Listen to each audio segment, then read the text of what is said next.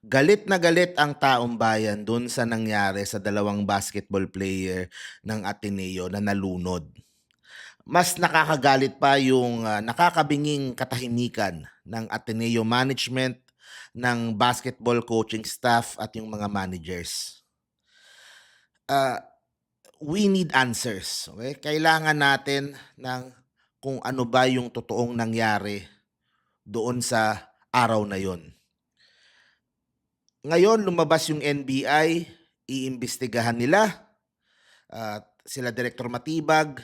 O tapos, yung sa mga abogado, sila Attorney Jimmy Bondok, sila Torion, o nag-volunteer sila to represent yung pamilya nitong si Rene.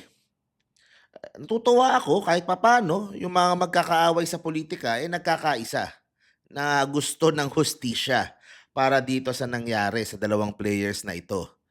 O kaya siyempre ang mensahe ko din sa aking paaralan, sa management do'n, 'wag subukang itago yung katotohanan. Ah, Harapin nila ito, 'di ba? Walang may gusto nito, yun naman, kaso merong kapabayaan. Eh, Someone dropped the ball. Merong hindi nag-ingat, merong hindi pinag-isipan ng mabuti yung mga aksyon na ginawa. At someone has to pay the price. Yun ang I think pinaka-basic dito. Umpisahan natin.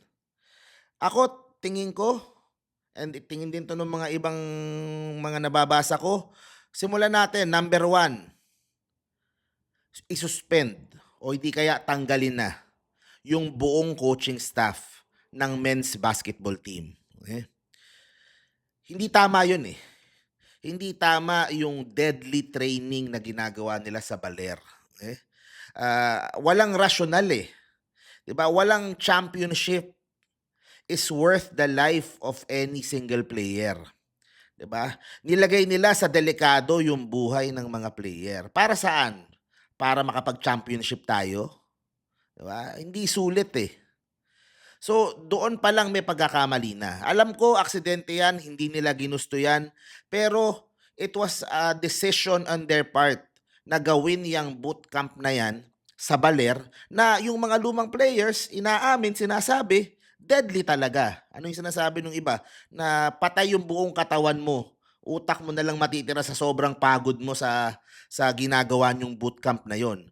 Ang masama pa diyan, ang maririnig mo dun sa mga lumang players, kahit yung mga hindi marunong lumangoy, kailangang mag-training sa open water. Eh? Kung siguro kung ginagawa nyo yung training sa swimming pool, 'di ba? Ibang baka 'yun, pwede pa 'yun. Pero yung sa open water, very unpredictable.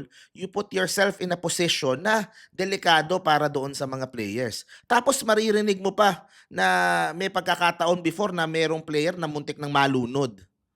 Muntik na nga malunod noon, inulit nyo pa. So at the very least sana dapat mabilis yung action eh. At the very least i-suspend, tanggalin. Mas maganda kung tanggalin eh. Pero kung gusto nyo mabilisan muna, gusto nyo due process, i-suspend nyo muna. I-preventive suspension nyo muna yung buong coaching staff. Okay? Isang tabi na muna natin yung mga plano natin para sa UAAP na mag-champion and mag-all. Wala na. Hindi na importante yan sa panahon ngayon. Ang importante ay ibalik muna. Ibalik muna natin yung tiwala ng tao na nawala sa Ateneo. Kasi alam nyo, yung basketball team, yan ang main promotion ng mga universities at colleges eh. Kapag maganda yung performance ng basketball team mo, kadalasan tumataas yung enrollment, tumataas yung prestige, dumarami yung sponsors na nagbibigay. Pero with this incident, sirang-sira yung reputation ng school natin. At hindi naman kasalanan niya ng, 'di ba, ang responsibility is yung dun sa coaching staff eh. Dahil sila lang naman ang nagdesisyon dun eh. Sila naman ang nagde-decide kung paano yung magiging training ng kanilang basketball team. Okay? So, yung responsibility was on them, sila ang dapat na unang matanggal. So, yun yung una. Yan yung una. O, pagdating sa UAAP, may mga suggestions na dapat daw masuspend yung Ateneo for 1 year. So, dapat pag-usapan yon kung ganun ba. Ang iniisip ko naman, kawawa yung mga players na limited yung kanilang playing years, 'di ba? Mapaparusahan sila dahil sa kapabayaan ng mga coach nila. So, yun din naman yung iniisip ko, na kung isususpendihin mo yung Ateneo for 1 year, ang magsa-suffer yung mga players, eh. Pero ako, kung yun ang desisyon ng UAAP sa investigasyon nila, yun talaga, yun, may namatay, eh, 'di ba? Kanina nag-press con yung UAAP, pati yung PSC, meron silang sinasabi, yung mga protocols, tapos yung mga babaguhin sa batas. I think ang pinaka-basic, okay? So, number 3 na 'to. Ang pinaka-basic, sana kanina pa lang nasabi na nila, ipagbawal yung military style na training, na parang gano'n. At the very least, 'di ba? Sabihin na nila, 'di ba, na ito automatic gagawin na namin 'to. Bawal na yung gano'ng klaseng military training, out of town, open water training. Period. 'Di ba? Maganda sana kung sinimulan nila sa gano'n, eh. Kasi mali talaga, eh. Hindi siya talaga tama, eh. Tapos mababasa mo, yung palang lugar na yun sa Aurora talagang delikado, may mga nalulunod talaga dun kasi yung waves nga, eh. Kaya nga surfing dun, eh, kasi talagang malalakas yung mga waves. So, iban na yon. At the very least, 'di ba, ipagbawal na nila yon, yung ganong klaseng training in the future. So, yun yung mga basic na puwedeng gawin na sana ay sinisimulan na. Sa hinahanapan sila ng tao ng aksyon. Of course, yung mga tao gusto yung managot si Coach Tab, gustong managot, yung if there was criminal negligence, kung merong krimen na naganap or kung ano man, I think iimbestigahan na 'yun ng NBI. Kaya ng matukoy 'yun nung NBI at nung mga nag-iimbestiga do'n. Hayaan nating gawin ng mga professionals yung kanilang trabaho. Tingin ko naman, eh, tututukan nila 'to dahil high profile case ito, okay. Pero kumbaga unexcusable yung, pinapayagan yung mga teams na mag-conduct ng mga trainings at a very risky environment na puwedeng ikamatay ng mga players, okey. Kanina pinag-usapan din do'n sa press con, kasi sinasabi ng iba, puwede namang mamatay kahit sa loob ng court.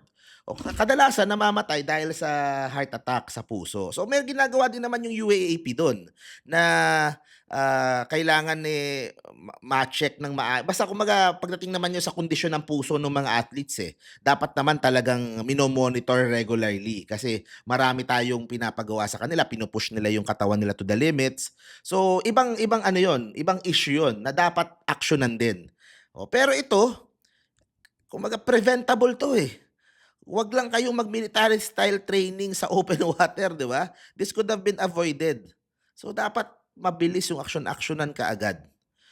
And isa pang nalulungkot ako, before I end this video, lumabas din sa balita na yung nanay nitong si Rene, hindi pa tinatawagan ni Coach Tab Baldwin.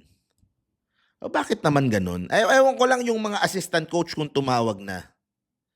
Hindi sinubukang mag-reach out daw. Daw, sabi nung nanay. 'Di ba?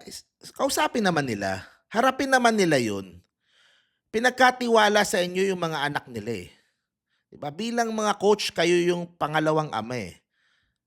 'Di ba? Harapin niyo naman yung pamilya nitong dalawang bata na ito. Kasi hindi hindi hindi na mababalik sa normal yung buhay nila, eh. Talagang wala na. This will scar them for life, 'di ba? The very least, mag-direct kayo ng apology directly tell them your apology, hindi yung papadaanin pa sa representatives ng school, 'di ba? Kayo mismo yung mag-apologize. Harapin niyo kung ano yung consequence ng mga kapabayaan ninyo, and yun, dun magsimula. Okay, so sana lang 'wag pagtakpan ng kahit sino yung mga nangyari dito. Don't PR your way out. You can't PR your way out of this. Huwag niyong subukang i-PR papaalis dito sa gulo. Nagkamali yung school natin, okay? Nagkamali yung coaching staff. Kailangan may managot.